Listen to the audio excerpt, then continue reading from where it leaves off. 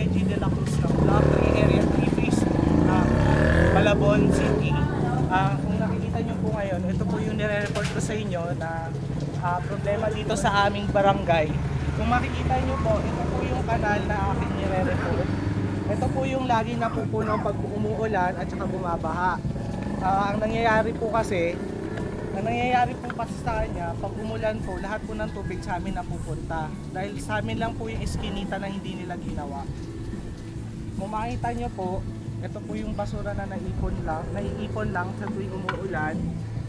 Ito po yung itsura ng aming mga kalsada.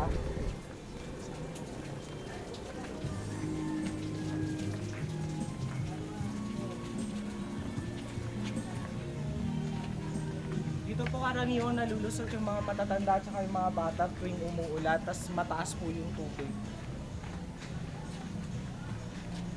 Kung makikita nyo rin po, kami na rin po yung gumagawa ng paraan para po hindi po malusot yung mga tao.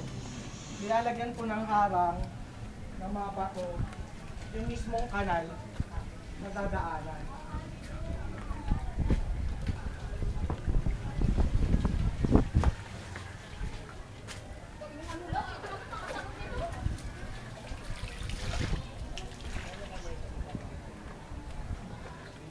Sa ngayon po, makikita nyo na ito isang parte ng iskinita ay ginagawa po nung papagawa ng bahay.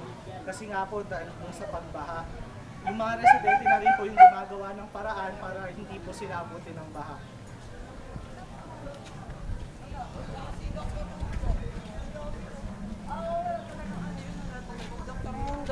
Naglibre na yun eh.